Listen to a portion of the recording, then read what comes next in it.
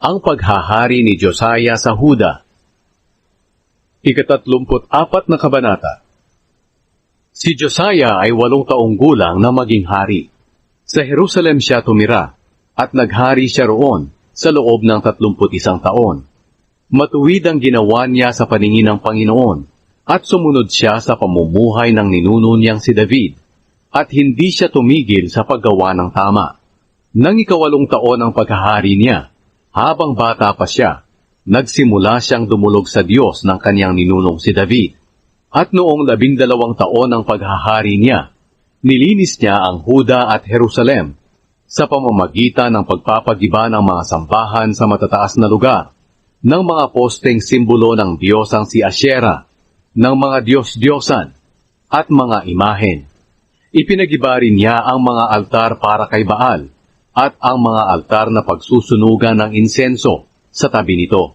Ipinadurog niya ang mga posteng simbolo ng Diyosang si Asyera, ang mga Diyos-Diyosan, at ang mga larawan, at isinabog sa libingan ng mga taong naghandog sa mga ito.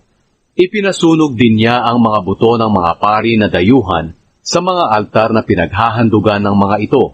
Sa ganitong paraan, nilinis niya ang Huda at Jerusalem. Ganito rin ang ginawa niya sa mga bayan ng Manase, Ephraim, Simeon, at hanggang sa Naphtali, pati sa gibang mga bayan sa paligid nito. Ipinagiba niya ang mga altar at ang mga posteng simbolo ng Diyosang si Asyera, at ipinadurog ang mga Diyos-Diyosan at ang mga altar na pagsusunugan ng insenso. Pagkatapos niyang gawin ito sa buong Israel, umuwi siya sa Jerusalem.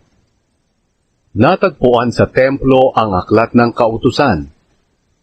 Sa ika-18 taon ng paghahari ni Josiah, matapos niyang ipalinis ang lupain at ang templo, nagpasya siyang ipaayos ang templo ng Panginoon na kanyang Diyos. Ipinagkatiwala niyang ipagawa ito sa kanyang kalihim na si Shaphan, na anak ni Azaliah, sa gobernador ng Huda na si Maaseya, at sa tagapamahala ng mga kasulatan ng kaharian na si Joah, na anak ni Joahaz. Sila'y pumunta kay Hilkia na punong pari para ibigay ang pera na dinala ng mga tao sa templo ng Diyos. Ang pera ay kinolekta ng mga Levita na nagbabantay sa pintuan ng templo mula sa mga mamamayan ng Manase, Ephraim, at sa natitirang mga mamamayan ng Israel, at sa mga mamamayan ng Huda at Benjamin, pati na sa Jerusalem. Pagkatapos, ibinigay ang pera sa mga tao na pinagkatiwala ang mamahala sa pag-aayos ng templo ng Panginoon, at ginamit nila ito sa pag-upa ng mga manggagawa. Ang ibang pera ay ibinigay nila sa mga manggagawa para ibili ng mga batong tabasna at ng mga kahoy para sa biga ng templo na pinabayaang magiba ng mga hari ng Huda. Naging matapat ang mga manggagawa sa kanilang trabaho. Pinamahalaan sila ng 4 na Levita na sina Jahat at Obadias na mula sa angkan ni Merari, at Zacarias at Meshulam na mula sa angkan ni Kohat. Nasa ilalim ng kanilang pamamahala ang mga manggagawa na may iba't ibang trabaho. Mahuhusay magsitugtog ng mga instrumento ang mga Levita, at ang iba sa kanila ay mga kalihim, mga dalubhasa sa pagsulat ng mga dokumento, at mga tagapagbantay ng mga pintuan ng templo. Nakita ang aklat ng kautusan.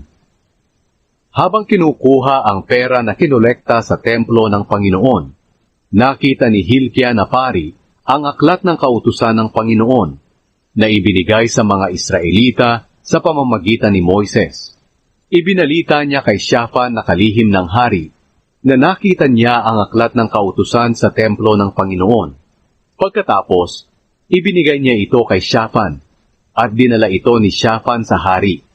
Sinabi niya agad sa hari, "Kaming mga opisyal ay ginawa ang lahat ng ipinagawa niyo sa amin. Kinuha namin ang pera sa templo ng Panginoon at ibinigay sa mga pinagkatiwalaan sa pag-aayos ng templo." Sinabi pa niya sa hari, "May ibinigay sa aking aklat si Hilkia na pari," at binasa niya ito sa harapan ng hari. Nang marinig ng hari ang nakasulat sa kautusan, pinunit niya ang kanyang damit sa hinagpis. Nag-utos agad siya kina Hilkia, Ahikam na anak ni Shaphan, Abdon na anak ni Mikas, Shaphan na kalihim, at Asaya na kanyang personal na lingkod. Sinabi niya, "Magtanong kayo sa Panginoon para sa akin, at para sa mga naiwang mamamayan ng Israel at Huda, tungkol sa nakasulat sa natagpuang aklat. Matindi ang galit ng Panginoon sa atin, dahil hindi natupad ang mga nakasulat sa aklat." Kaya pumunta si Hilkiah at ang mga kasama niya sa isang propetang babae na si Hulda, na nakatira sa bagong bahagi ng Jerusalem. Si Hulda ay asawa ni Shallum na anak ni Tokat at apo ni Hasra. Si Shallum ang nagbabantay ng mga damit sa templo. Sinabi ni Hulda sa kanila, "Sabihin niyo sa mga tao na nagpadala sa inyo sa akin, na ito ang sinasabi ng Panginoon, ang Diyos ng Israel. Lilipulin ko ang lugar na ito at ang mga mamamayan nito, ayon sa nakasulat sa aklat na binasa sa inyong harapan. Ipapakita ko ang galit ko sa lugar na ito, at hindi ito titigil, dahil itinaboy ako ng aking mga mamamayan, at sumamba sila sa ibang mga Diyos. Ginalit nila ako sa kanilang mga ginawa. Pero sabihin ninyo sa hari ng Huda, na nagpadala sa inyo para magtanong sa Panginoon, na hindi siya dapat mabahala sa mensaheng ito. Dahil ito ang sinasabi ng Panginoon, ang Diyos ng Israel. Pinakinggan ko ang panalangin mo dahil nagsisi ka at nagpakumbaba sa harapan ko, nang marinig mo ang sinabi ko laban sa lugar na ito at sa mga naninirahan dito. Pinunit mo pa ang iyong damit at umiyak sa harapan ko dahil sa pagsisisi. Kaya ako, ang Panginoon, ay nagsasabing habang buhay ka pa, hindi darating ang paglipol na ipapadala ko sa lugar na ito at sa mga naninirahan dito. Mamamatay ka ng mapayapa." At sinabi nila sa hari ang isinagot ni Hulda. Nangakong tutuparin ni Josiah ang utos ng Diyos.